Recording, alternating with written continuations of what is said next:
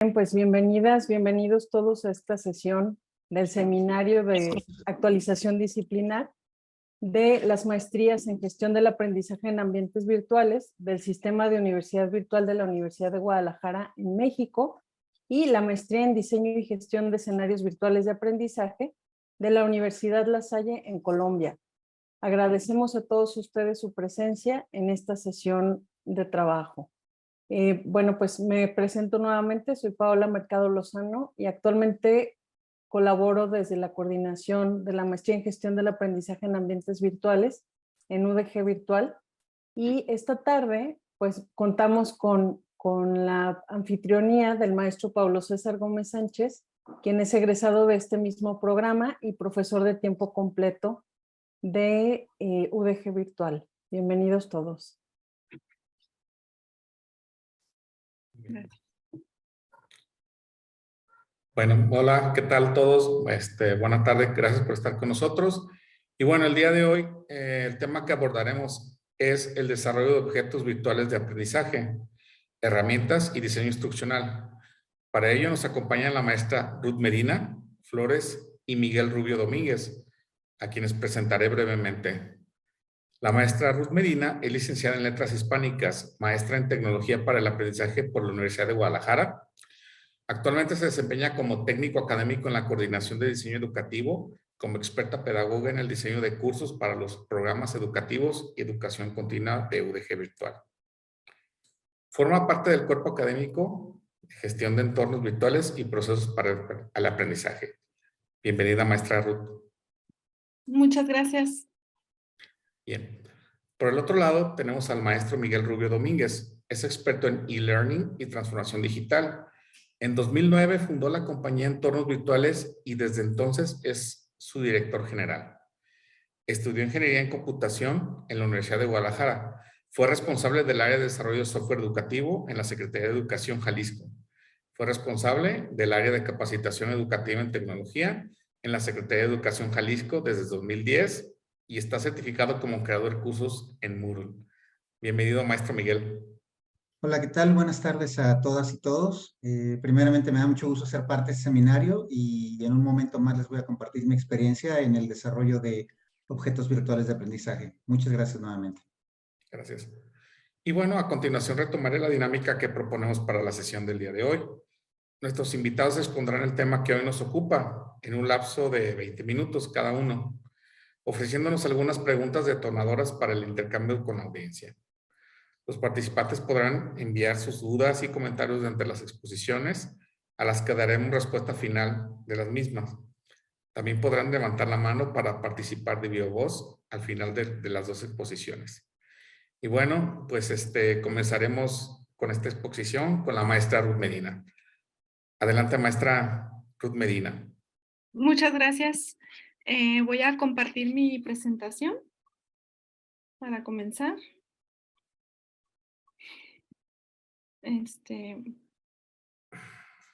¿Ahí la ven? ¿Sí?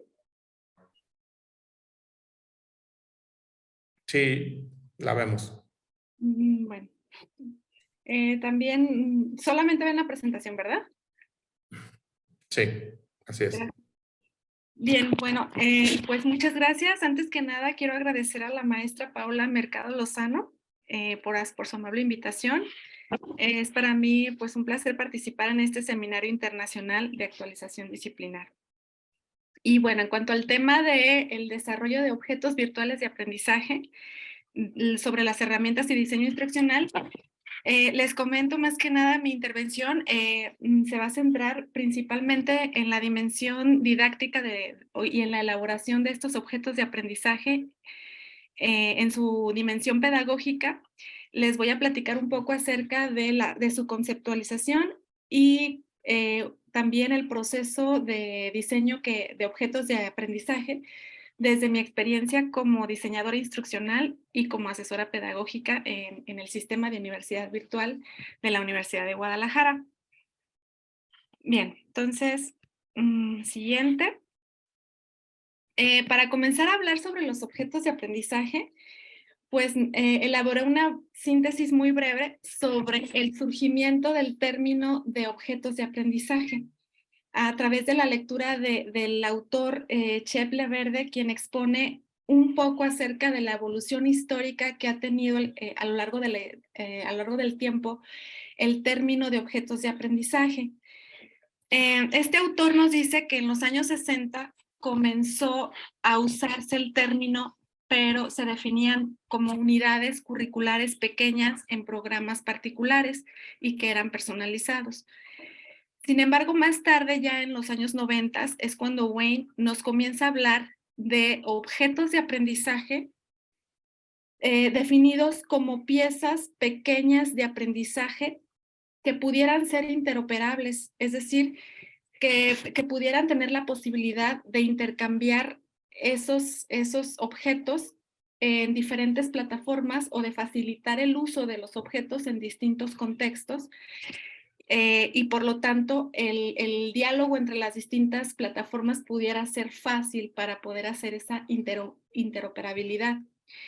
Entonces, el surgimiento del término de objeto de aprendizaje comienza más o menos en los años 90, en donde distintos autores comienzan a definirlo como dentro de la categoría de un tipo de software educativo, pero con la gran característica de que debe ser muy breve, una unidad muy pequeña de instrucción, una unidad de instrucción, digamos, que tiene la capacidad de enseñar un objetivo de aprendizaje y que tiene a su vez una evaluación, la evaluación de ese mismo objetivo de aprendizaje. Las definiciones siguen todavía a la fecha, creo que no se han podido tener como, pues han surgido diferentes conceptualizaciones sobre el objeto de aprendizaje y en donde, bueno, en lo que sí se coinciden estas definiciones es que son unidades o trozos pequeños que pueden ser reutilizables y que incluyen unidades de instrucción de aprendizaje, unidades mínimas de aprendizaje con un sentido pedagógico en sí mismo y que puedan ser reusables, compatibles, portables e interoperables en distintos espacios digitales o plataformas. Bueno, seguimos con la siguiente. Bueno, esta es la definición que yo más encontré como, bueno, mucho más completa. Es una definición ya algo del 2007, pero me parece que responde a todas las características como se define un objeto de aprendizaje. Se entiende como un objeto digital o una entidad digital autocontenible. Autocontenible quiere decir que es suficiente en sí mismo, que no depende de otro objeto de aprendizaje y que además es reutilizable. Tiene un claro propósito educativo y que constituye al menos 3 componentes internos, que son los contenidos, o el contenido, que también es un contenido muy pequeño, con actividades de aprendizaje y con sus elementos de contextualización. Y a manera de complemento, los objetos de aprendizaje han de tener una estructura externa de información que facilita su identificación, su almacenamiento y su recuperación en distintos repositorios. Entonces, este lenguaje de información se le llama es el uso de los metadatos, que ahorita vamos a hablar. Quizás también el maestro Miguel nos va a platicar un poco de esto. Bien, entonces las características que lo hacen distinguible, porque bueno, sabemos que ahorita hay una gran variedad de elaboración de recursos educativos digitales, pero los objetos de aprendizaje tienen ciertas características que los definen como tal, y como les comentaba, comenzó con la idea de que fuera un objeto de aprendizaje atemporal, es decir, que tuviera una durabilidad, digamos, que no caduque en el tiempo en cuanto a su contenido interno, pero también en cuanto a su compatibilidad tecnológica para poderlo compartir y para poderlo distribuir en distintos repositorios, y además que tuviera las características de que pudiera ser editable o modificable su contenido interno, porque a la hora de que nosotros recuperamos un objeto de aprendizaje lo podemos actualizar o podemos modificar su contenido. Esta parte también es importante, pero siempre y cuando sea como les comentaba, de aprendizaje es granulado, es como una cápsula de aprendizaje muy breve, muy sintética, que es portable y que, bueno, que tiene que es independiente, como les decía, es autosuficiente en sí mismo y que además tiene características tecnológicas externas de información y por supuesto que cumpla con estándares de usabilidad, de navegación y que cumpla también la función que es del aprendizaje, ¿no? Todo esto es lo que lo define en sí mismo un objeto de aprendizaje. Continúo con la siguiente. Entonces, algunos autores hablan sobre los componentes del objeto de aprendizaje. Ya mencioné los dos componentes. El componente interno viene siendo el diseño instruccional, es decir, el objetivo específico que intenta pues su función con su contenido educativo y su evaluación. Estos tres pilares del objeto de aprendizaje, su dimensión didáctico-pedagógica y que debe ser, como les repito, autosuficiente, debe haber congruencia entre el objetivo y las actividades y la evaluación y un sentido y pertinencia entre sus contenidos y el objetivo, en fin, que tenga esa congruencia pedagógica necesaria y que, ¿para qué? Pues para que cumpla su función de satisfacer una necesidad de aprendizaje. El segundo componente es el componente, como les comentaba, el del almacenamiento y comprende más que nada la dimensión tecnológica del objeto de aprendizaje y se refiere más que nada a cómo organizamos ese etiquetado del objeto, la información en metadatos que nos permitan identificarlo, buscarlo en repositorios y localizarlo y usar esa información.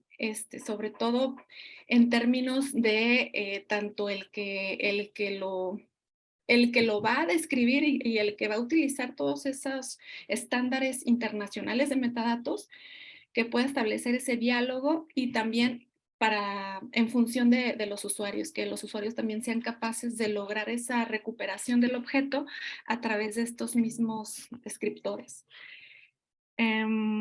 Seguimos. Y bueno, la presentación o la difusión ya es lo último, es el último componente, es la difusión del objeto de aprendizaje en distintos contextos. También hay otras características, pero no menos importantes. Sin embargo, bueno, hoy en día ya estamos hablando de recursos educativos que se están teniendo esa tendencia de que sean un poco más visuales, más con diseño gráfico, con animaciones, con narraciones, utilizar sonidos, audios y sobre todo cuidar la navegación y la ejecución del objeto de aprendizaje. Todos los elementos multimedia que podríamos incorporar en los contenidos, en las actividades para promover interacción con el estudiante, inclusive colaboración entre los estudiantes en su contenido. Y por último, los aspectos funcionales, que es cuando ya hacemos una implementación del objeto de aprendizaje y cuidamos ese funcionamiento y esa navegación, incluso hasta si quedó muy pesado el objeto de aprendizaje, si hay una velocidad de visualización y bueno, si está bien dirigido a sus destinatarios y demás. Pero bueno, esas partes tecnológicas probablemente también el maestro Miguel nos pueda profundizar un poquito más. Bueno, este es otro, les comentaba, aquí hice también como una gráfica sobre los componentes del objeto de aprendizaje. Les comentaba que son dos componentes, el externo, que es la parte del almacenamiento, recuperación e identificación del objeto de aprendizaje, y su componente interno, que viene siendo todo el diseño didáctico pedagógico del objeto. Bueno, entonces aquí ya es cuando voy a empezarles a hablar un poco acerca de la experiencia que pues sí, he tenido a la hora de elaborar este tipo de materiales. Es el proceso de diseño que se lleva a cabo para la producción de un objeto de aprendizaje. Aquí en el sistema de universidad virtual tenemos nuestro modelo educativo por competencias, También trabajamos muy apegados al modelo pedagógico de Marzano. Pero bueno, consideré que el modelo de diseño instruccional de ADIE es el más adecuado para poderles exponer las fases que llevamos a cabo en el proceso de diseño de un objeto de aprendizaje.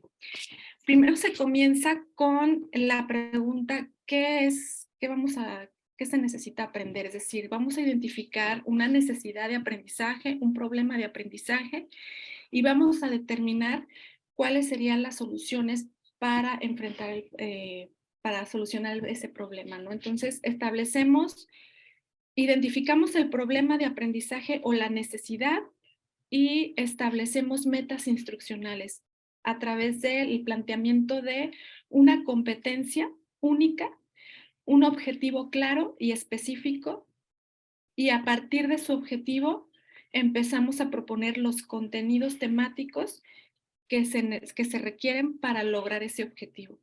Aquí yo les puse un ejemplo pues muy sencillo, algo muy, muy básico que bueno, yo como licenciada en letras hablo sobre el lenguaje, ¿no?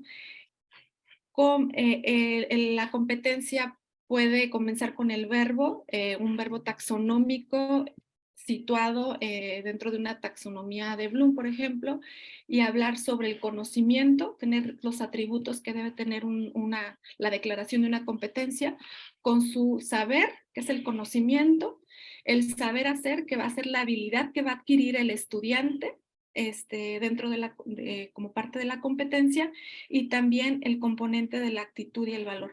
Entonces yo aquí estoy en este parrafito enmarcando una competencia con sus 4 atributos, especificando el nivel de competencia que va a adquirir en el objeto de aprendizaje, que el estudiante va a evaluar el orden sintáctico de las palabras en oraciones con la finalidad de mejorar su claridad, lógica y cohesión dentro de un texto desde una perspectiva comunicativa. Ese es más o menos un ejemplo, así como de establecer una meta instruccional y a su vez los contenidos temáticos que podríamos incluir en el objeto de aprendizaje para el logro de la competencia. Bueno, ya luego si quieren, al final si hay dudas, con mucho gusto comparten. Bueno, en nuestro modelo también de una vez proponemos el producto integrador, le llamamos producto integrador al producto de aprendizaje o la evidencia de aprendizaje final que el estudiante va a desarrollar para evidenciar, precisamente redundante, ¿no? Evidenciar la competencia, si se logró o no la competencia. Entonces, muchas veces proponemos la competencia o el objetivo, los contenidos y de una vez el producto de aprendizaje, que le llamamos producto integrador, que va a hacer la evidencia del logro del objetivo o de la competencia. En la siguiente fase, que le llamamos la fase de diseño, entonces ya planteamos la estrategia, es la estrategia de aprendizaje. Existen muchas estrategias de aprendizaje que podríamos aplicar en el desarrollo de un objeto de aprendizaje. Nada más que sí me voy a extender muchísimo, si les empiezo a hablar de las estrategias, preferí no meterme mucho en este tema, pero lo que sí me gustaría es que conocieran más bien el tipo de actividades o la secuencia didáctica de actividades y objetivos que podríamos proponer en un objeto de aprendizaje que sean congruentes con el objetivo. Entonces, aquí en esta fase se hace como un punteo, una descripción breve de cuál va a ser la ruta de aprendizaje o el camino que va a seguir el estudiante hasta lograr la competencia. En la siguiente diapositiva, aquí les comparto más bien tipos de actividades. Aquí el reto de un objeto de aprendizaje es que todas las actividades que propongamos, al menos la mayoría, puedan ser autogestivas. ¿Y qué significa con esto? Que pues las actividades, como no tienen la mediación del asesor o de una persona que esté retroalimentando su trabajo o las actividades, el mismo objeto de aprendizaje le proporciona la autocalificación o la autoevaluación o le proporciona la retroalimentación. Entonces es muy importante que en esta parte también comencemos a decidir cuál va a ser el entorno virtual del objeto de aprendizaje y cuáles van a ser las herramientas o los insumos para lograr que un objeto de aprendizaje sea autosuficiente en sí mismo y logre esa retroalimentación con el participante. Hay diferentes tipos de actividades. Hay actividades que son introductorias o iniciales, en las que generalmente es para predisponer al participante, engancharlo o motivarlo al tema, a darle una pequeña introducción. Y luego hay actividades intermedias que ya son de procesamiento, de aplicación de la información o de refuerzo de la información, donde ellos van construyendo nuevos conocimientos. Y al final, actividades evaluativas en las que ya podemos evidenciar si realmente hay una transferencia en el aprendizaje. Y por supuesto las metacognitivas, que es cuando ellos mismos hacen una breve autorreflexión sobre la modificación que tuvieron entre sus conocimientos previos y lo que al final lograron modificar en cuanto a sus ideas y sus conocimientos. En fin, me voy un poquito más rápido, creo que ya me queda un poquito tiempo. En la siguiente fase es cuando ya desarrollamos, como ya establecimos la planeación de las actividades y la estrategia y todo, entonces ya empezamos a elaborar la guía instruccional dirigida al estudiante. Se hacen las guías de las rúbricas de evaluación de cada una de las actividades, elaboramos los materiales y los recursos de apoyo, todos los insumos necesarios para el objeto de aprendizaje. Y esta parte creo que es la más gruesa, es la más larga, es la más exhaustiva, pero al final es que todo el diseño instruccional sea claro, preciso, porque le vamos a indicar al estudiante paso a paso los procedimientos que va a realizar para lograr el producto final de aprendizaje y todos los aprendizajes previos. Por último, pues se hace la implementación, que es cuando ya se le llama cuando se monta ya el objeto de aprendizaje puede ser en Excel Learning o en una herramienta o inclusive en una plataforma, donde ya empezamos a también hacer ciertas pruebas del funcionamiento del objeto de aprendizaje, incorporamos ya la parte estética del objeto de aprendizaje, lo vestimos con las animaciones, imágenes, ya le estamos dando un poquito más de color y cuidamos también el funcionamiento del objeto de aprendizaje, que arroje muy bien la retroalimentación, que arroje muy bien la navegación y demás, que sea intuitiva y usable para el participante y al final de las pruebas y de todos esos ajustes, pues ya se pone a disposición de los usuarios. Esta etapa de la implementación, a veces si hay un tiempo, pues a lo mejor se hace un pilotaje, le pedimos a una persona que, oye, ayúdame y contéstalo, ¿cómo ves? ¿Qué le faltó? Etcétera. Pero a veces si no hay pilotaje, pues así, ¿verdad? Con la prisa se sube y se pone a disposición de los usuarios. Y bueno, pues creo que es toda mi participación, creo que cumplí en el tiempo.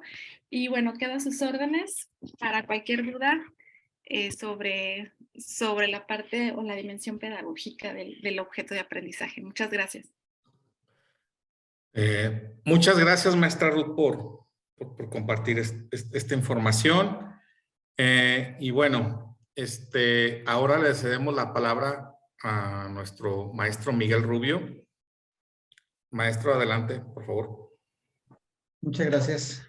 Buenas tardes. Voy a compartir pantalla en un momento. Creo que ya la deben estar viendo.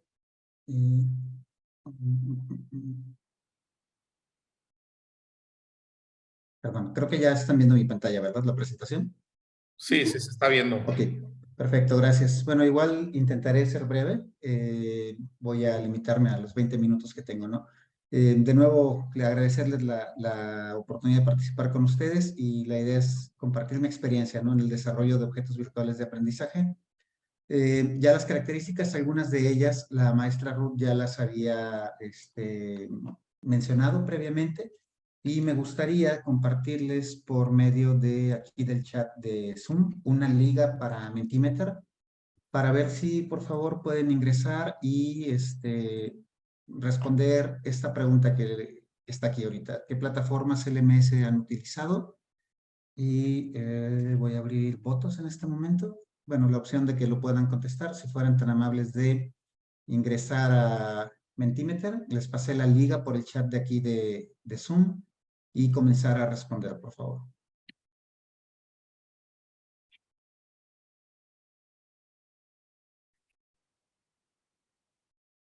En este caso, lo que me interesa a partir de utilizar esto de las herramientas o plataformas LMS que han utilizado, es sobre todo para tener esta idea general de precisamente si lo que más utilizan es, por ejemplo, Moodle, si utilizan Classroom. Por ejemplo, hay quienes pusieron aquí ya que utilizan Canva. A lo mejor habrá quien utilice, por ejemplo, OpenLMS. A lo mejor habrá alguien que utilice lo que anteriormente era Blackboard, por ejemplo. Aquí vi que ya alguien puso Blackboard. Brightspace, también alguien utiliza Brightspace como plataforma. Moodle parece ser la que más se utiliza, después Classroom. Les agradezco mucho que compartan y su aportación. Entonces, en resumen, creo que lo que más utilizan es Moodle, Classroom. Hay quienes utilizan Jamboard, que es una de las herramientas también de Google, y hay quienes utilizan también, por ahí lo vi bastante, utilizan Canva. Muchas gracias con esta respuesta que me dieron. Y algo que también me interesa saber, si pueden actualizar la pantalla o él les debe de haber dicho que ya pasen a una siguiente pregunta. Si me pueden compartir también cuáles son los roles que han tenido estas plataformas, ¿no? Probablemente alguien ha tenido los 4 roles: administradores, creadores de cursos, docentes sin permiso de edición, es decir, solamente eres la persona que imparte el curso, pero no lo puedes modificar. Y pues obviamente yo creo que todos y todas han estado como estudiantes, ¿no? Lo que más tenemos son estudiantes, tenemos varios administradores también ya, administradoras, creadores de cursos. Entonces, creo que es un escenario diverso, ¿no? La mayoría de ustedes entonces han utilizado diferentes herramientas, por lo que veo aquí, y es lo normal. No son tantas personas quienes han tenido funciones como administrador, porque justamente pues es el rol que menos personas tienen en cada caso, ¿no? Les agradezco muchísimo que me lo compartan y voy a regresar a lo que sería la presentación en este caso. Entonces, en el caso de las características de los objetos virtuales de aprendizaje, lo que están viendo ustedes ahorita en pantalla, regresando, la maestra Ruth ya lo tocó hace rato, pero creo que algo muy importante justamente es el hecho de que sean reutilizables. Para mí creo que una de las características más importantes para mí es que tuvieran o debieran ser reutilizables, es decir, que si hay alguna modificación, actualización o por cuestión de tiempo ya cambiaron los contenidos o cambia el nombre de alguna organización o lo que sea, pues bueno, tú puedas tener la posibilidad de regresar, modificarlo y actualizarlo conforme se requiera, ¿no? Igual hay otras características, si ustedes se fijan, es la parte de que manejen ciertos estándares y los puedas utilizar en diferentes plataformas, que estén estructurados, que sean atemporales, es decir, que mantengan una vigencia el mayor tiempo posible, que sean accesibles, que tengan, dice, también flexibilidad, etcétera, ¿no? O sea, hay diferentes características que podemos tomar como principales. Ahora, hay diferentes herramientas para que ustedes puedan crear objetos virtuales de aprendizaje. Del lado izquierdo hay algunas que tienen pago por licencia, por ejemplo, Adobe Captivate, que te cuesta $400 anuales por cada usuario. Una que se utiliza bastante se llama Articulate Storyline, que cuesta cerca de $1,100 anuales por usuario. Otra es iSpring Suite, que cuesta $770. Camtasia, que prácticamente o principalmente Camtasia la usas más para cuestión de videos, sobre todo edición de videos, es de $250, lector online también por cierto costo, ¿no? Todas ellas tienen un pago por licencia. ¿Qué es lo que te permite que, perdón, les quisiera preguntar por medio de, a ver, permítanme un instante, por favor. Ok, les voy a pasar una segunda liga de Mentimeter. Es una liga diferente, se las voy a pasar nuevamente por el chat y les pediría que por favor puedan responder la pregunta que está ahorita en pantalla, es decir, ¿qué herramientas han utilizado ustedes para el diseño de objetos virtuales de aprendizaje? Pudiera ser que utilicen Excel Learning, pudiera ser que utilicen Adapt, puede ser que utilicen, por ejemplo, H5P, a lo mejor alguien ha utilizado H5P o lo ha integrado en alguna parte, puede ser que utilicen iSpring, puede ser que utilicen Articulate, puede ser que utilicen algo diferente. ¿Alguien de ustedes ha utilizado alguna herramienta para el diseño de objetos virtuales de aprendizaje que probablemente después lo empaquetas, perdón, como SCORM o utilices algún otro cierto tipo de empaquetamiento para que te sea compatible, ¿no? Aquí lo que veo es que lo que más han utilizado es H5P, también han utilizado Canva, perdón, Genially ya está en segundo lugar ahorita. Alguien ha utilizado también Excel Learning para el empaquetado de sus contenidos. CCXA no la conozco, pero igual es una herramienta que también alguien tiene. Quiz, me imagino que ha de ser Quizzes, probablemente la que han utilizado. Alguien utiliza una que se llama Gamba. iSpring, alguien lo ha utilizado también. Entonces, bueno, tenemos aquí también ya varias respuestas. Muchas gracias por compartirlo. Por lo que veo, lo que más utilizan es H5P, en segundo lugar aparentemente Genially y después Canva, Excel Learning. Excel Learning, insisto, es sobre todo creo para empaquetarlos en formato SCORM y que pueda ser compatible con cualquier plataforma prácticamente decente, ¿no? O sea, con Moodle, con OpenLMS y LMS, cualquiera que soporte justamente el formato SCORM. Algo que les quiero compartir es, en mi caso, nosotros utilizamos una herramienta que se llama iSpring, es la que utilizamos principalmente. Y, ok, dejen ver cómo puedo, ya vi cómo, perdón.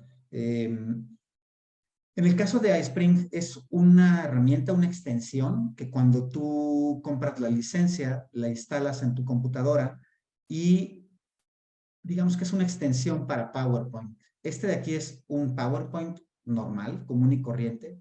Es básicamente la presentación que estoy utilizando ahorita con ustedes, pero la diferencia es que en la parte superior, donde están los diferentes menús, me agrega un menú que se llama iSpring Suite 11, en este caso. Entonces, mediante este menú, tú es donde tienes la posibilidad de agregar ciertos elementos, de agregar, por ejemplo, una grabación de audio, puedes grabar video, puedes agregar, por ejemplo, de forma muy sencilla, quizzes o preguntas o evaluaciones. Puedes agregar, por ejemplo, personajes que estén como haciendo, no sé, te aparece un personaje y puedes tú simular quizás algún cierto tipo de situaciones. Y también, obviamente, en la parte ya al final, lo que más me podría interesar es justamente que tengo la opción de publicarlo. Es decir, puedo publicar lo que yo tenga aquí en la presentación y automáticamente me lo convierte a SCORM y yo lo puedo mandar llamar o subir a cualquier plataforma LMS que yo tenga. Para lo del quiz, por ejemplo, en una diapositiva vacía, simplemente le puedo dar en la parte de quiz. Voy rápidamente a mostrar la interfaz, muy rápido de iSpring, que es la que nosotros utilizamos. Me abre un quiz maker de este lado. Yo le puedo decir que quiero un quiz que sea calificable y puedo también hacer otro que sea como tipo encuesta, es decir, si no quisiera que reportara calificación al LMS o a la plataforma en la que se vaya a montar. Y aquí, solo de forma muy rápida, lo que quiero es que veamos qué tipo de preguntas puedo agregar. Puedo agregar preguntas de opción múltiple, respuestas múltiples, o sea, con checkboxes, verdadero o falso, respuestas cortas, numéricas, ordenar o hacer secuencia de párrafos, por ejemplo. Matching, que sería como relacionar columnas, rellenar espacios, poner hotspots en imágenes. Tengo también una posibilidad de arrastrar y soltar elementos en las palabras, en los lugares correctos, arrastrar palabras, y bueno, también ensayos, ¿no? Es muy sencillo agregar un quiz, simplemente, pues, bueno, generas las preguntas, puedes poner incluso imagen de fondo, etcétera.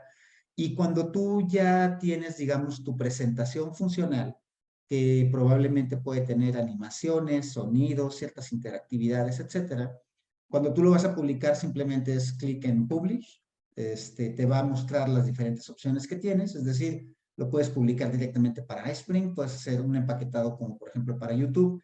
En mi caso, normalmente elijo la opción de LMS. Yo puedo elegir si lo quiero en SCORM 1.2 o 2004. Entonces, en este caso lo voy a exportar en 1.2, que es el compatible con Moodle, por ejemplo. Le doy publicar o publish. Y lo que va a hacer es empaquetarlo, ¿no? Es un proceso relativamente rápido. Toma las imágenes, toma los elementos, si es que tuviera audio, si es que tuviera animaciones, interacciones. Me va a generar un paquete SCORM en formato .zip, como deben ser los paquetes SCORM. y pues bueno, es bastante sencillo, bastante fácil de utilizar. La suite de iSpring tiene un costo. Gracias, Lisa. Lisa hizo una pregunta por el chat. Si alguien tiene dudas, preguntas, por favor, utilicen el chat para preguntarlo. Sí, les comentaba, de hecho, justo regresando a la presentación en la que estábamos hace un momento, que precisamente, ¿no? En el caso de la iSpring Suite tiene un costo de $770 anuales por usuario. Sin embargo, tiene una versión de prueba. Tú puedes hacer tus versiones de prueba. Lo único es va a tener una marca de agua, un mensaje que diga que está hecho con el iSpring Suite de tipo demo, una cosa por el estilo, trial, no recuerdo cómo lo pone. Algo importante es, tiene licencia académica. O sea, si eres docente, creo que también, por ejemplo, en el caso de estudiantes, creo, puedes tener la posibilidad de solicitarla con una licencia académica, te cuesta $300 menos, es bastante interesante el descuento que te hacen y lo puedes tener de esa forma, ¿no? Laura pregunta si es en esa página. No, no creo que sea en esa página, no la tengo ahorita a la mano, pero la podemos buscar y debe de haber, creo que es iSpring Solutions, algo por el estilo, si mal no recuerdo, iSpring Solutions. Creo que va a ser esa, .com, la que les puse en el chat. Ahora, no son las únicas opciones las que tienen pago por licencia. Hay unas herramientas gratuitas, en el caso de Excel Learning, que probablemente ya la han utilizado ustedes. Hay una que a mí me gusta mucho que se llama Adapt Learning. Si alguien ha utilizado o conoce de Adapt, si pudieran en el chat alguien decirme si conoce Adapt o lo ha utilizado en alguna ocasión. Y mientras contestan eso, lo que voy a hacer es mostrarles justamente un ejemplo de algo creado con Adapt Learning. Ok, Ruth no lo conoce. Bien, Adapt Learning, algo que permite es, de forma, a mí me parece bastante atractiva, te permite a ti que tú generes contenidos en formato también SCORM. En este caso, tiene, por ejemplo, un video de bienvenida. Adapt Learning funciona sobre todo con base en páginas, digamos. Entonces, yo aquí puedo tener un video. Posteriormente, o sea, si se fijan, es como una versión, digamos, como vertical de contenido. En la parte superior derecha me puede ir mostrando el avance que tengo con los diferentes, llamémosle, elementos que puedo tener dentro. Es decir, yo puedo tener como aquí video incrustado, puedo tener una imagen de fondo simplemente con un texto, por ejemplo. Aquí abajo puedo tener otras imágenes. Y si ustedes se fijan, aquí ya puede ser, por ejemplo, diferentes tipos de interacciones que tú tengas, ¿no? O sea, puedes darle clic a alguno de ellos y cada uno de ellos te va a mostrar una información diferente, ¿no? Es decir, puedo ver lo de las leyes, los efectos, porque es importante tener toda esta parte, digamos, de conocimiento esencial, no sé, de la ley. Puedo regresar o puedo irme a un cierto menú. Funciona, les comentaba, con base en diferentes páginas y cada página puede tener diferentes elementos incrustados. Entonces, este es un ejemplo donde te habla de responsabilidades de empleados. Insisto, normalmente es vertical. Entonces, yo puedo tener diferentes elementos. Aquí tengo una imagen y esta es una actividad donde yo le puedo ir dando clic a cada uno de los diferentes elementos. Me los va desplegando. Y si ustedes se fijan, hace rato Ruth comentaba algo muy importante, ¿no? El diseño se ha vuelto muy importante ahorita para cualquier objeto de aprendizaje. Un objeto de aprendizaje puede tener información muy importante, muy relevante, muy trascendente, pero que con un mal diseño, pues simplemente no llama la atención del participante. Entonces aquí son diferentes, llamémosle elementos que tú puedes utilizar, diferentes componentes, es la palabra que buscaba. Y si ustedes se fijan, yo aquí tengo, por ejemplo, algunos de diferentes formas, ¿no? La mayoría pueden ser para mostrar información, pero también puedes tú hacer evaluaciones. O sea, en algún momento, por ejemplo, yo puedo, por ejemplo, hacer ciertas preguntas, como aquí un caso de estudio donde yo puedo abrir una liga externa, por ejemplo. Aquí en el caso de responsabilidad, a lo mejor yo aquí ya tengo una primera evaluación, ¿no? O sea, yo le puedo decir, no estoy seguro, le doy enviar. Me dice que no es correcto, puedo ver los feedbacks para cada uno de ellos, por ejemplo, y esta información o estas calificaciones pues se pueden reportar a la plataforma LMS, ¿no? De nuevo es parecido al de arriba, donde yo puedo ir como desplegando información poco a poco, ¿no? Regreso al menú principal, puedo cambiar, por ejemplo, aquí a otra pantalla diferente que sea, básicamente es la evaluación, ¿no? Me dice que aproximadamente 5 minutos, también la puedo lanzar, etcétera. Es una herramienta, Adapt Learning, que es gratuita, completamente gratuita, pero sí te requiere cierto conocimiento para poderla instalar. En mi caso, no soy yo experto en servidores, sí tengo un cierto conocimiento técnico, por ejemplo, en cuanto a bases de datos, en cuanto a sistema operativo, en cuanto a algún cierto tipo de, a lo mejor, por ejemplo, servidores web, etcétera. Pero esta herramienta que se llama Adapt tiene, pues bueno, tiene su sitio donde tú puedes descargarlo, puedes instalarlo en tu propia computadora y puedes comenzar a trabajar con él. De hecho, esta interfaz que yo estoy viendo en pantalla o que estoy mostrando es justamente la interfaz de Adapt que yo estoy trabajando de manera local, ¿no? Lo tengo instalado en mi computadora con un Windows normal y me permite a mí que trabaje sobre él. Este es un primer ejemplo. Este de acá simplemente sería también diferentes ejemplos que podríamos mostrar, ¿no? Por ahorita voy a avanzar de nuevo con la presentación. Entonces, perdón. Excel Learning también, bueno, lo utilizan algunos de ustedes para empaquetar. Y algo muy interesante, cuando preguntaba las herramientas, algunos de ustedes comentaban Canva. En el caso de Canva, como tal, quizás no es que te vaya a generar un objeto de aprendizaje, multiplataformas, etcétera, pero lo que sí te permite es que si tu plataforma, llámese módulo, PNLMS o lo que sea, te permite a ti incrustar objetos, pues en efecto, Canva es una excelente opción para que tú tengas, por dar un ejemplo como en este curso, hay una, aquí en Jalisco, en México, hay una organización que se llama Plataforma Abierta de Innovación, o PLAI, donde ellos, por ejemplo, tienen diferentes tipos de cursos y contenidos, pero lo que me interesa a mí es que podamos ver, por ejemplo, como este ejemplo, ¿no? Ellos, en lugar de utilizar, su plataforma base está sobre Moodle, pero en lugar de utilizar una página normal como recurso de Moodle o un libro dentro de Moodle, ellos lo que hacen es generan este contenido en Canva y desde Canva, pues simplemente lo que ellos hacen es obtener el vínculo para insertarlo dentro de Moodle. Y pues para mí es mucho más interactivo tener aquí esto como forma de presentación y poder estar navegando dentro de este contenido mediante clics en menú y mediante clics en los diferentes elementos que hay, a solamente tener, por ejemplo, una página donde estás pasando pantallas y demás. Entonces, definitivamente, esta opción de utilizar Canva es muy interesante, te permite que lo puedas incrustar en diferentes elementos. Por otro lado, Laura dice que los cursos de Play son excelentes, sí, son bastante buenos. Y regresando también a la presentación, algo que les quiero comentar es H5P.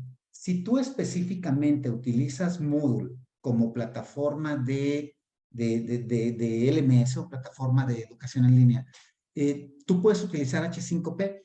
H5P es un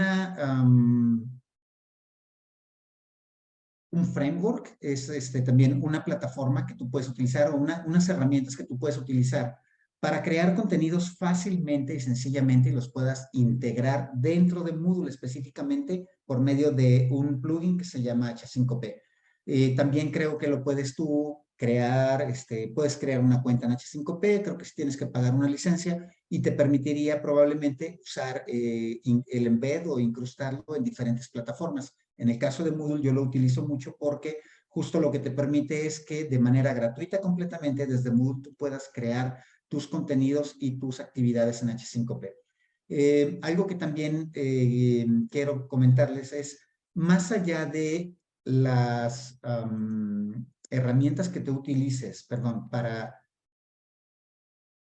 A ver, perdón, aquí ya me... Ok, creo que estaba aquí en esta, ¿no? Más allá de las herramientas que tú puedas utilizar, que sí recomendaría bastante el uso de Canva y en su caso, si tienen Moodle y lo pueden hacer H5P, lo puedan integrar.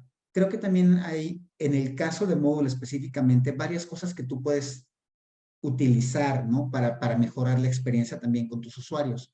Más allá del objeto de aprendizaje, creo que es un todo, ¿no? O sea, tu plataforma también creo que debe ser agradable al usuario y creo que en un momento dado, pues, en lugar de que veas una plataforma Moodle sencilla como esta, que es con el tema predeterminado, pues a lo mejor tú puedes tener, si tu infraestructura te lo permite, la cantidad de usuarios te lo permite, servidor y demás, pues a lo mejor puedes tener una misma plataforma Moodle, pero con un tema que te permita tener otro cierto tipo de elementos y de características desde un principio, ¿no? Y también, perdón, sé que ya llevo un poquito más de tiempo, les prometo que ya me lo termino. También algo muy interesante es cómo tú puedes utilizar para tu beneficio justamente los diferentes tipos de plugins y elementos extras que puedes agregar a Moodle. Es decir, este es un curso de ejemplo que se llama Comunicación en las Organizaciones. Es un curso como normalmente lo hemos visto siempre, ¿no? Vertical, con los diferentes temas de manera vertical. Sin embargo, por ejemplo, en esta plataforma, que es una plataforma demo, tenemos instalados diferentes formatos de curso. Entonces yo podría, en lugar del formato normal de tópicos, yo puedo pedir, por ejemplo, que lo quiero ver en formato de botones y una vez que yo lo tengo en formato de botones, entonces la visualización del curso cambia. Me muestra la parte inicial, por supuesto, pero hacia abajo yo puedo cambiar con los diferentes botones a cada una de las secciones. Entonces, probablemente la navegación pueda volverse más sencilla para el usuario, la experiencia de usuario pueda ser más agradable teniendo un formato de botones que teniendo todo en una misma pantalla, ¿no? Uno sobre otro. De forma muy rápida voy a cambiar otro formato de botones, por ejemplo, a lo mejor uno que se llama rejilla, le voy a hacer este cambio nada más de formato. Algo muy importante es estos formatos de curso. En el caso de rejilla, me pone aquí abajo ya diferentes elementos, o sea, imágenes en miniatura, y yo puedo darle clic a cada uno de los diferentes secciones del curso y me las va mostrando en ese formato, ¿no? En un formato diferente. Entonces, algo muy importante es, dependerá de que haya esa posibilidad de agregarla, es decir, que la infraestructura te lo soporte, que tu administrador de la plataforma te permita instalarlo o los pueda instalar. Finalmente, bueno, pues es esto. Algo muy interesante es, no sé si alguien conoce el primer sitio que les estoy mostrando en esta página que se llama Recursos. Se llama 1000 Aulas y es un servicio de alojamiento gratuito de Moodle. Si alguien lo conoce y lo puede poner en el chat, se los agradeceré mucho. En 1000 Aulas, algo interesante es, tú puedes crear una plataforma completamente gratis, no te cuesta un solo peso, y entonces, con algo tan simple como esto, tú creas ya tu nombre de sitio, pones tu correo, y te da acceso gratuito a una plataforma donde tú puedes generar todas tus pruebas que tú quieras en Moodle, específicamente en Moodle. El sitio se llama 1000aulas.com y lo puedes tener desde ahí.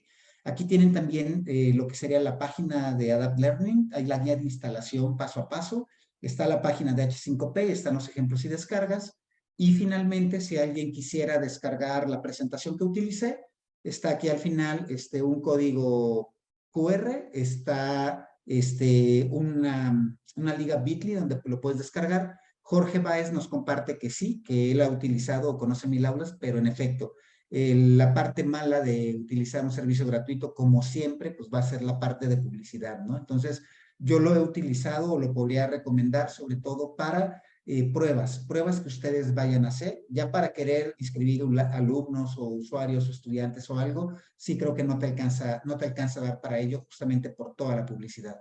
Entonces, si alguien quiere descargar la presentación, ahí está el QR, está el Bitly, y perdón, ya me extendí un poquito más de lo que estaba previsto, pero con esto cierro, y pues muchas gracias por su tiempo, su atención, y dejen ahora ver dónde puedo dejar de compartir pantalla. Aquí, ya lo encontré. Perfecto. Gracias. Bueno, muchas gracias, maestra Ruth Medina, y muchas gracias, maestro Miguel Rubio. Bueno, ahora vamos a pasar a darle el uso de la voz a las preguntas y comentarios del chat. Gracias. Si alguien tiene alguna duda, alguna pregunta, puede levantar la mano.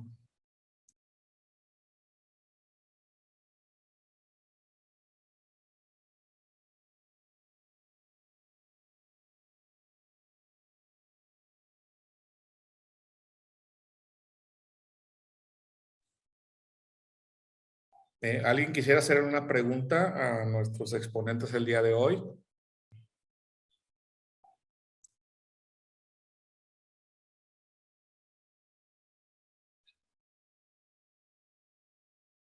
Todo les quedó muy claro, creo. Está bueno. Sí, veo que, no, pues un excelente trabajo de ambos, creo que quedó muy claro. Y bueno, a mí me gustaría, muy bien, Flor, Dioselín, adelante, haz tu pregunta, por favor. Muchas gracias por la presentación. Está muy interesante porque cuando uno está en un proceso de crear un objeto virtual de aprendizaje, pues tiene muchas dudas de cuál será el mejor proceso para crear uno para los estudiantes que uno tiene. Entonces, ahí surgen las dudas de por qué uno utiliza de pronto unas presentaciones que para algunas personas se ven muy sencillas, muy básicas, y está pensada es para una prueba específica.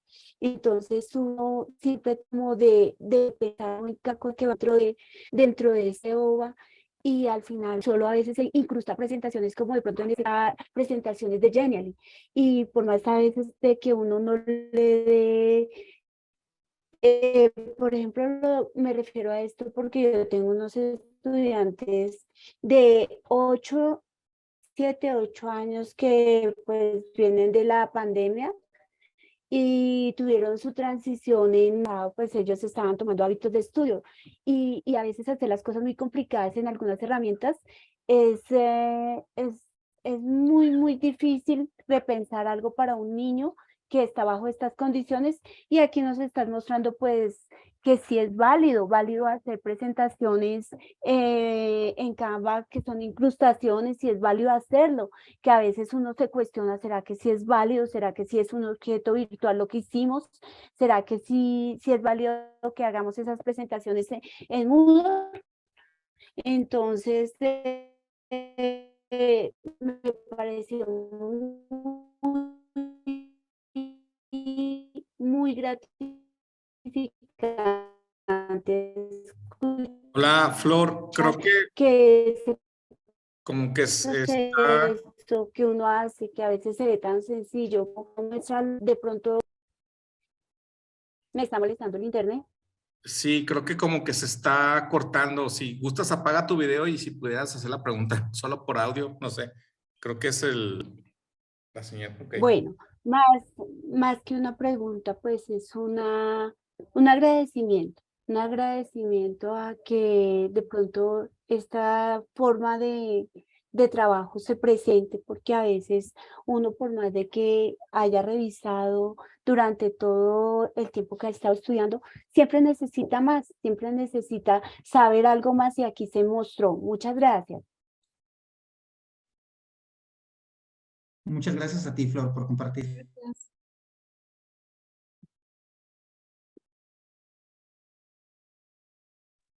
Perdón, de las preguntas del chat, hay una que, perdón, no sé, maestra Sí, Ruth, si quiere comentar. Hay una que preguntan del parámetro en cuanto a la extensión o número de contenidos y actividades que debe tener un objeto de aprendizaje. Esa probablemente va más para usted, y después ya respondo yo una de por qué es importante empaquetar en SCORM. Híjole, bueno, para responder al parámetro en cuanto a la extensión o el número de contenidos, pues generalmente se busca que el objeto de aprendizaje sea breve, sea sintético. Sin embargo, de acuerdo al logro del objetivo o de la competencia, es como se delimitan los contenidos y las actividades. Creo que buscar la manera de que los contenidos sean los necesarios, sean los pertinentes, sean los que son los más convenientes para el logro de la competencia. Y a lo mejor y también el número de actividades en función de los contenidos podrían ser dependiendo de la duración que queramos darle o la extensión al objeto de aprendizaje. Puede haber actividades o sea, creo que la parte mucho de la creatividad y de la estrategia, quizás, que podamos utilizar en la elaboración del camino del aprendizaje, pueden ser actividades en las que a lo mejor en un camino no podamos incluir preliminares o iniciales o introductorias y vayamos directo al procesamiento de la información o a la evaluación del contenido. Depende de la necesidad propia de los expertos y de la institución, o quizás también hacer objetos de aprendizaje en los que la estrategia considere otro tipo de actividades. Pueden ser hasta inclusive actividades donde se promueve la interacción, donde se promueve la colaboración entre los participantes y también incluidas algunas actividades evaluativas. Creo que es jugar con los elementos del tipo de actividades y también con la estrategia o el tipo de estrategias que podamos utilizar en función del diseño. Entonces, creo que la decisión la tomamos en el diálogo con los expertos disciplinares, con los asesores pedagógicos y con la necesidad o el problema que está latente, ¿no? Cómo lo vamos a implementar y qué vamos a diseñar. Pero creo que no hay un parámetro así fijo para decir tantos y tantos, ¿verdad? Creo que es algo que se dialoga entre los implicados para poder hacerlo, para hacer la propuesta. No sé, maestro Miguel, en su experiencia, si quiere responder. Sí, claro, maestra. Justamente también iba a aportar un poco en ese sentido, ¿no? O sea, no hay un parámetro, no hay una receta, no es como en algunos sitios, ¿no? Que de repente te decían, no sé, sugerencias para una presentación efectiva de PowerPoint, que no pase de tantas líneas, que no pase de tantos caracteres, etcétera. No lo hay, ¿no? No hay ese parámetro específico, no hay una regla como tal. Creo que puede haber sus excepciones, como en muchos de los casos, pero sí siento que, como bien comentó la maestra al principio, pues la idea es que puedan ser breves, para que te mantengan el interés, que tenga el conocimiento necesario y pues obviamente como todo, ¿no? Dependerá del objetivo que tú estés buscando y que tú persigas, ¿no? En ese sentido. Con respecto a la siguiente pregunta, una pregunta de Raúl García. Él pregunta por qué es importante empaquetar el objeto en formato SCORM. Ok, si solamente existiera una plataforma, perdón, en mi caso yo soy Moodler, ¿no? Entonces, pues para mí Moodle podría ser la plataforma única en el mundo, pero no lo es. Si solo existiera una plataforma, pues tú podrías trabajar con cualquier recurso que solo fuera en esa plataforma, pero el hecho de empaquetar los objetos virtuales de aprendizaje en formato SCORM, lo que te permite justamente es que ese contenido, ese OVA, pueda ser compatible y lo puedas utilizar en cualquier plataforma prácticamente utilizada que te soporte el formato SCORM. Es decir, OpenLMS lo va a poder utilizar, Brightspace lo va a poder utilizar, Blackboard lo va a poder utilizar, Moodle también, algunas otras plataformas diferentes también. La idea de empaquetar en SCORM es justamente porque es un estándar. Es un estándar que te permite que tu objeto virtual de aprendizaje sea compatible con varias plataformas, no nada más para una. Si yo, por ejemplo, entro a Moodle, utilizo mi plugin de H5P, hago un montón de actividades muy padres, ¿no? Videos interactivos, visitas en 360 grados, puedo generar, por ejemplo, como objetos de caso, por ejemplo, como tomas de decisiones, pues sí puedo generar un montón de contenidos muy padres que me van a servir solamente para Moodle, que en el momento que yo lo quisiera llevar a Blackboard no va a ser compatible. Entonces, la importancia de empaquetar en SCORM justamente es por cuestión de compatibilidad y que lo puedas llevar, sea portable. Una de las características que se comentaban, ¿no? de los objetos de aprendizaje, sea portable y te lo puedas llevar a algún otro lado. ¿Sí?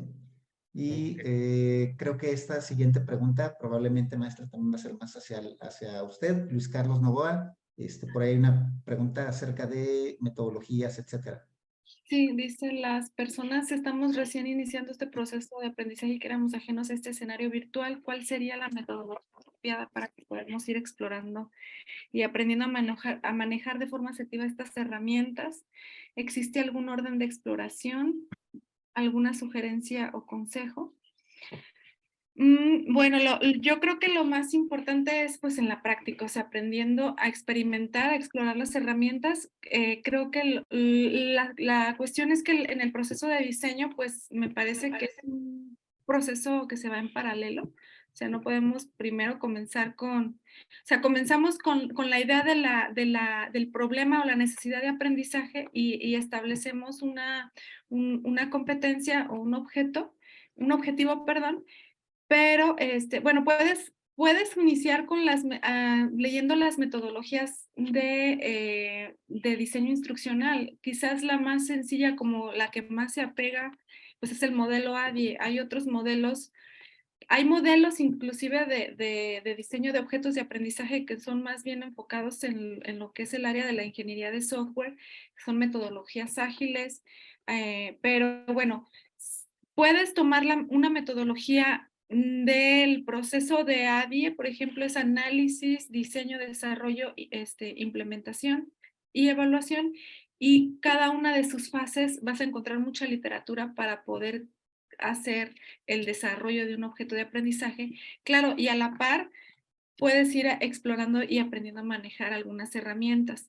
Por ejemplo, para mi gusto, Excel Learning creo que es una herramienta muy sencilla para comenzar de manera intuitiva a lograr un objeto de aprendizaje. Hace poco con el boom del H5P creo que ellos sacaron una versión, creo que se actualizaron y sacaron una versión de Excel Learning más cómoda. Y la estuvimos utilizando hace poco, entonces creo que permite ya la incrustación de videos de YouTube, y bueno, creo que es una manera de ir empezando a picarle pues y a buscar que estas herramientas utilizarlas. Creo que el H5P como es de hecho la misma página te ofrece ejemplos de los distintos tipos de objetos de aprendizaje que puedes diseñar y van desde cuestionarios muy sencillos de opción múltiple hasta cuestiones muchísimo más elaboradas con elementos multimedia.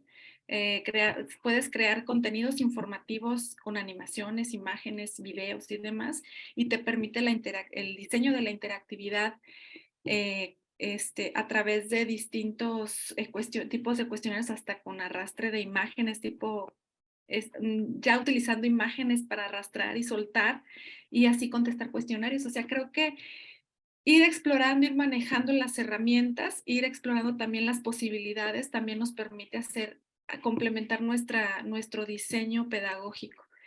Ahorita que vimos, por ejemplo, lo que nos mostró el maestro Miguel sobre el eSpring y todas las posibilidades que tiene, creo que valdría la pena, pues, considerarlo, inclusive como parte de la incorporación a otras plataformas o como elementos de objetos de aprendizaje en otras rutas de aprendizaje más amplias y que pudieran configurarse con las plataformas como Moodle, que ya nos permite, pues, que el mismo H5P o el mismo objeto pueda calificar, al asesor, o pueda aparecer la calificación en el libro de Moodle. O sea, me parece genial.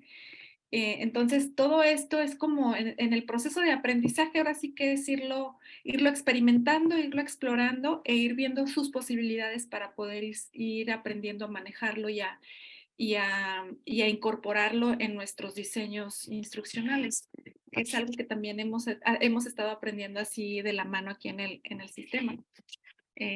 Maestro, muchas gracias.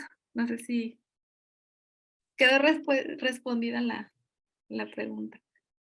Creo yo que sí, bastante bien, creo yo, maestra. Y bueno, Alberto Galindo nos comparte, ¿no?, que en la maestría en diseño, para apoyar el ejercicio de Moodle en plataformas abiertas, decidieron instalar Moodle en un servidor propio y obviamente pues así se evitan la publicidad, ¿no? Y ya esto les permitió facilitar el acceso al diálogo con objetos virtuales de aprendizaje y otros desarrollos vía SCORM. Sí, claro, lo ideal justo sería eso, poder tener una plataforma Moodle de pruebas, en un entorno seguro, en un entorno que ustedes tengan la posibilidad de administrarlo como deseen, de agregarle los elementos y los vínculos y los plugins que ustedes quieran. Y pues bueno, sí, definitivamente creo que eso pudiera ser lo ideal. Gracias al maestro Alberto. Alberto, estudiante, no sé si eres estudiante maestro, pero bueno, gracias Alberto por tu participación. De mi parte, no sé si alguien más tuviera algún otro tipo de dudas, preguntas, comentarios. Por ahí, quienes hayan descargado la presentación que utilicé, va mi correo en la última hoja, en la última diapositiva. Si alguien tiene alguna duda, pregunta, comentario con respecto a los temas que haya abordado el día de hoy, con toda confianza me puede enviar un correo y por supuesto les puedo apoyar, les puedo compartir con algo de lo que tengo yo experiencia, de lo que tengo conocimiento. Ok, gracias, maestra Rudy, maestro Miguel. ¿Alguien tiene alguna otra pregunta que quisiera hacerle a los expositores el día de hoy? Puede levantar la mano, puede dejar su mensaje en el chat.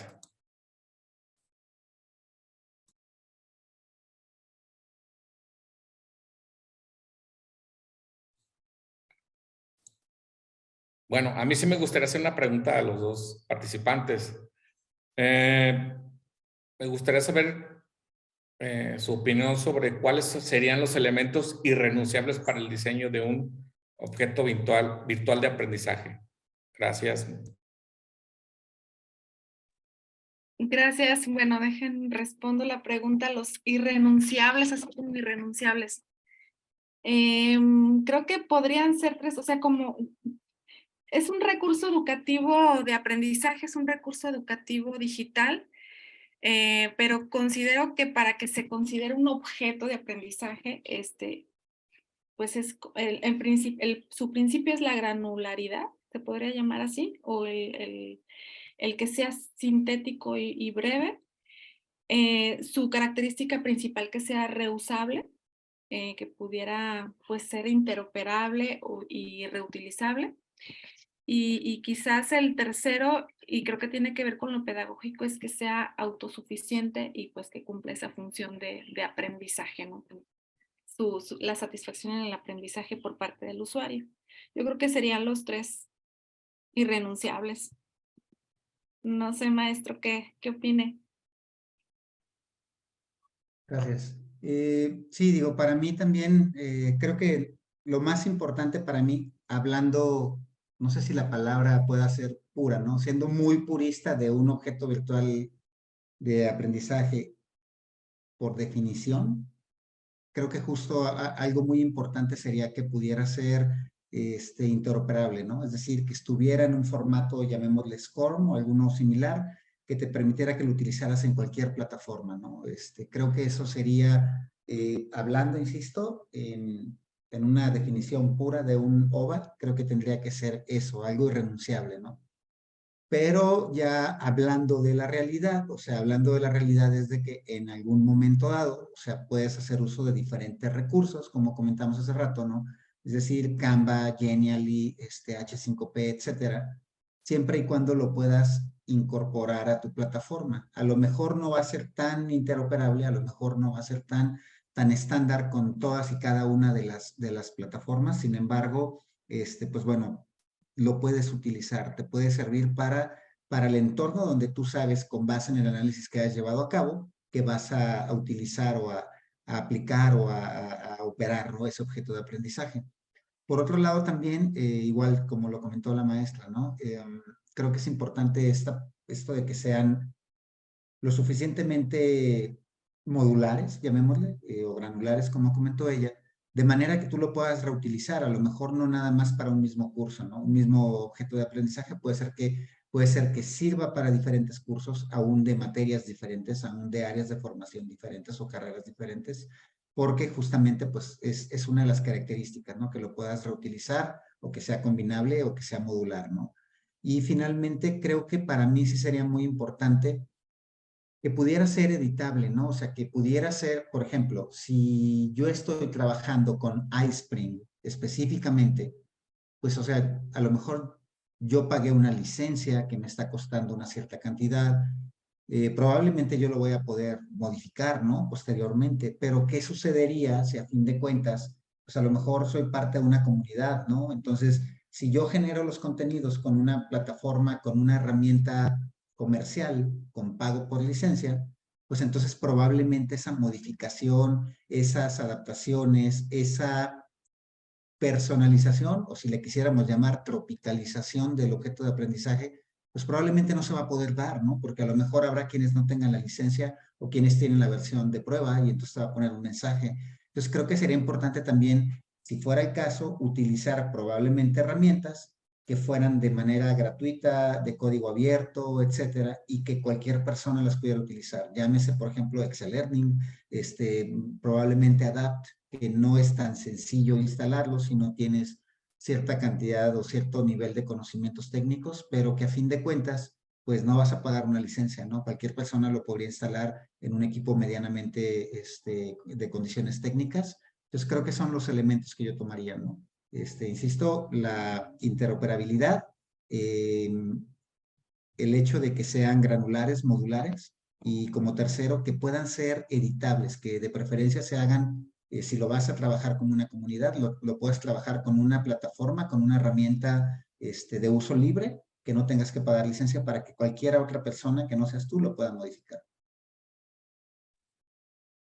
Muy bien, excelente, gracias maestro Miguel y maestra Ruth. Y bueno, tendría otra pregunta. En su experiencia, ¿qué problemáticas se presentan con mayor frecuencia al momento de pensar en la incorporación de un objeto virtual de aprendizaje en un sistema de gestión de aprendizaje? Perdón, Paulo y maestra Paulo y maestra Ruth. Sí. Luis Carlos Novoa levantó la mano. No es que le tenga miedo a la pregunta que nos hizo, pero no sé si pudiera Muy ser bien, posible vamos dándole.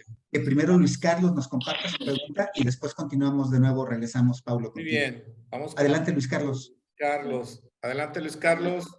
Muy buenas noches, ¿cómo está? Adelante con tu pregunta, Luis Carlos. Aló, ¿me escuchan? Sí. Claro. Buenas Sí, noches, te ¿cómo escuchamos estás? bien. Bueno, quisiera hacer primero una aclaración. Lo que sucede es que me confundí en el link y un compañero, Luis Carlos, me hizo el favor de prestarme el link de él y pues no caemos en cuenta que queda con el nombre de él. Entonces, de pronto aparece 2 veces Luis Carlos, pero les habla Jonathan. Ok, mucho gusto, Ok, Jonathan. Jonathan. Gracias, Jonathan. Mi pregunta es, de acuerdo a lo que su merced acabó de decir sobre los objetos virtuales de aprendizaje, su merced tocó el punto en el que dice que un objeto virtual debe tener la característica de que sea editable. Pero en el caso de que sea un objeto virtual que sea programado en plataformas como Unity o Blender o alguno que es más gamificado o más hacia el juego o que ya generan una app que le quitaría validez a lo que sería Lobo.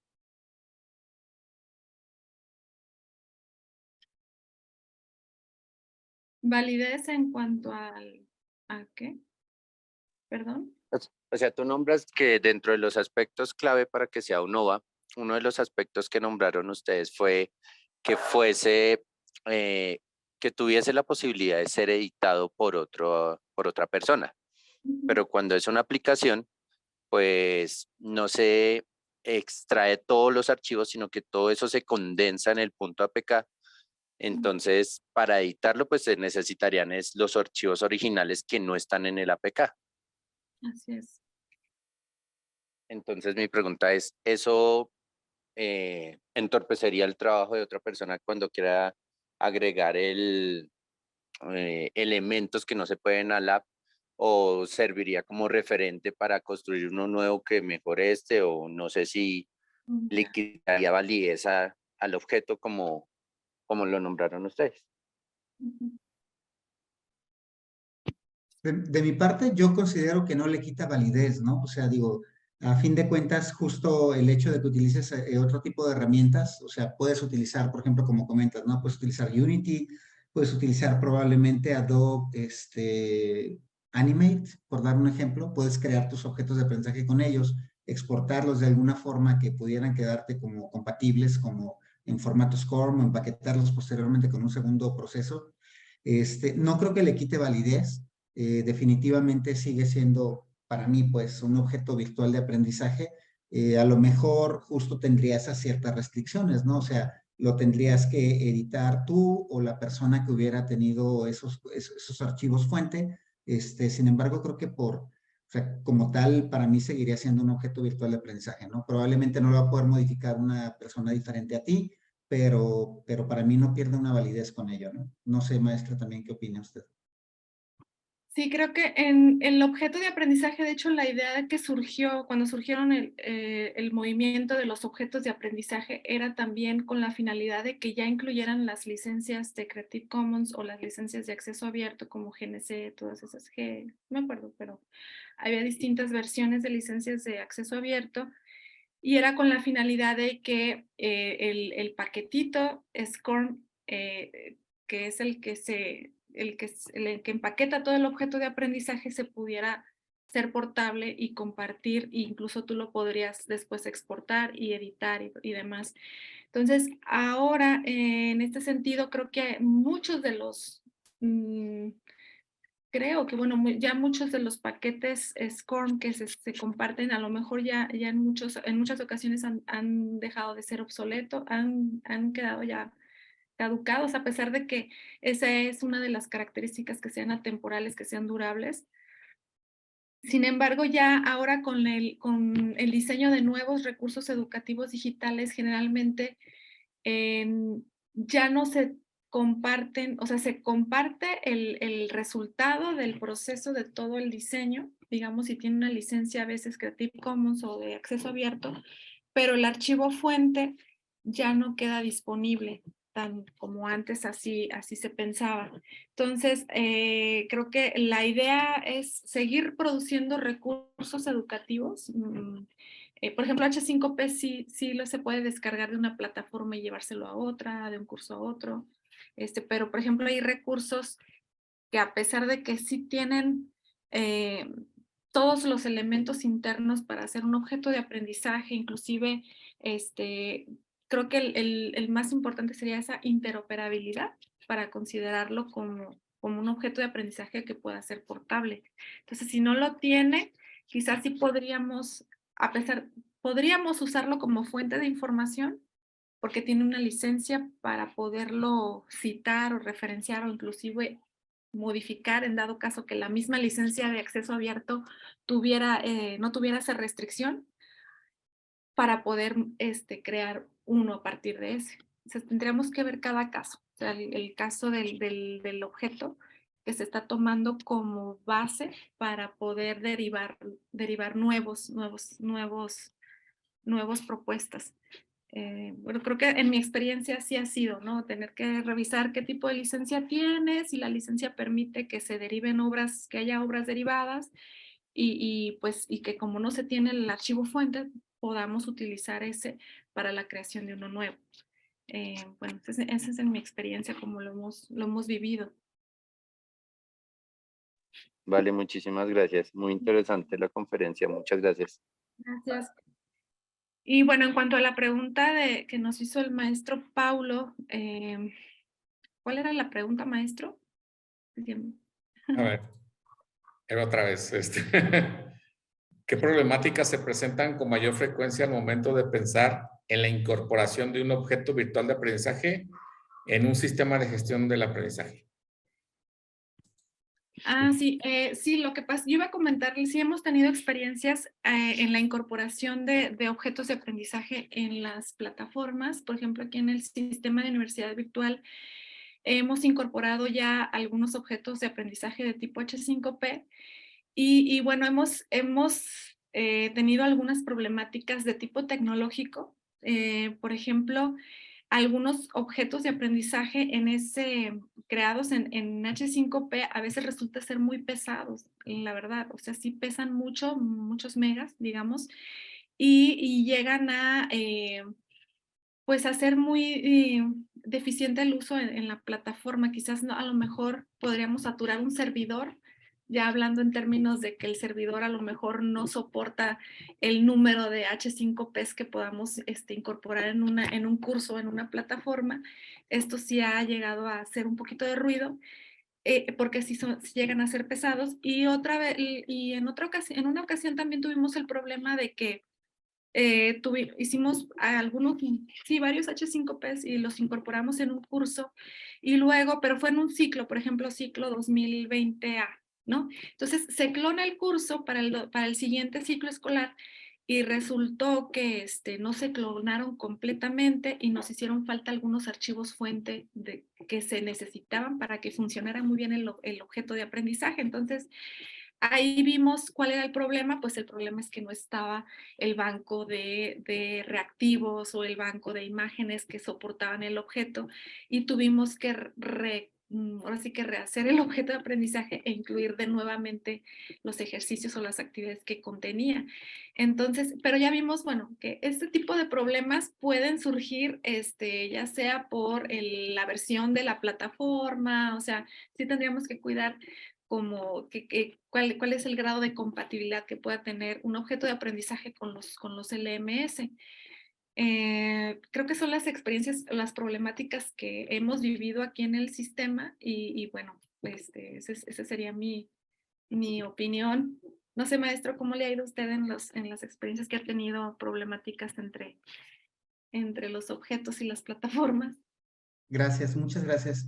Bueno, creo que a fin de cuentas pues son situaciones que se repiten, ¿no? Lo del peso.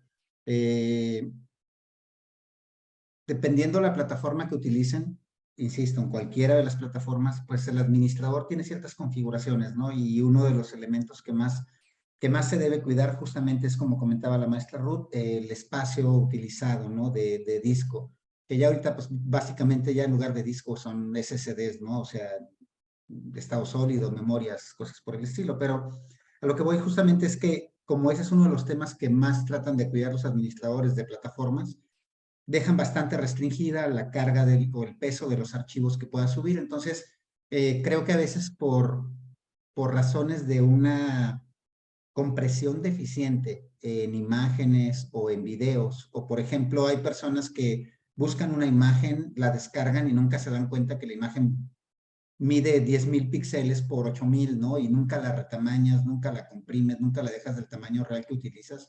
Creo que eso lo que puede generar es que tu objeto de aprendizaje quede muy pesado, ¿no? O grabas un video desde tu celular con 80 megapíxeles ya ahorita, y cuando lo quieres utilizar es un video de 30 segundos que pesa a lo mejor 150 megas, ¿no? Entonces, creo que algo muy importante es justamente cuando ustedes vayan a crear objetos de aprendizaje, creo que es muy importante utilizar las imágenes del tamaño real que vas a necesitar. O sea, si solamente requieres la imagen de 400 por 200, pues déjala de ese tamaño, ¿no? Los videos, sobre todo, comprimirlos cuando vayan a utilizar videos. Y algo que sí les puedo compartir para una plataforma, no recordaría qué plataforma fue, de un cliente. Digamos, ese cliente nos pidió apoyo porque ellos habían creado un objeto de aprendizaje, lo habían empaquetado justamente por medio de Excel Learning y lo habían tratado de subir a la plataforma de un cliente y les mandaba un error y les mandaba un error y les mandaba un error. Y lo que les quiero compartir es que el error que les estaba generando a ellos era porque el archivo principal del objeto de aprendizaje no se llamaba index.html. Pensemos que el archivo se llamaba introducción.html, y entonces la plataforma de ellos específica y únicamente estaba programada para que por fuerza el archivo principal se llamara index. Entonces, cuando subían su objeto de aprendizaje, lo probaban en Moodle, lo probaban en cualquier otro lado, funcionaba, pero en la plataforma del cliente final no, porque era una plataforma desarrollada, digamos, a medida y tenía esa restricción media rara. Por ahí buscando encontramos el error y bueno, eso fue una de las cosas extrañas, ¿no? De esos casos para la araña, dice un amigo, que fue así, investigarle hasta que por fin encontramos que era porque el archivo principal, la plataforma necesitaba que se llamara index. Entonces, pues básicamente es eso. Fuera de eso, pues sí, lo más común es el peso, como comentó la maestra. Muy bien, muchas gracias. Bueno, ya nos quedan 7 minutos. ¿Alguien tiene una última pregunta? Bueno, perdón, profesores, quisieran cerrar de una vez con un comentario de cierre, por favor. Cada uno de ustedes. Comienzo con la maestra Ruth. Ay, pues muchas gracias por la invitación. Fue un gusto, la verdad, compartir con ustedes pues mi experiencia un poquito acerca de lo que hemos hecho aquí en el sistema de universidad virtual en el área de diseño educativo. Y pues más que nada, pues continúo pues a sus órdenes. Ya les dejé ahí en el chat mi correo. Y con gusto, pues también les comparto la presentación. Y pues nada, que muchas gracias. Un placer. Gracias, maestra Ruth. Maestro Miguel, su comentario para el cierre de este seminario. Por supuesto, gracias. Bueno, de mi parte creo que es pues, nuevamente agradecer, ¿no? a las universidades la invitación para participar y a quienes estuvieron presentes hoy. Creo que yo lo que les podría sugerir es exploren las diferentes herramientas. Creo que varios de ustedes ya han utilizado entonces H5P, Canva, Genially también.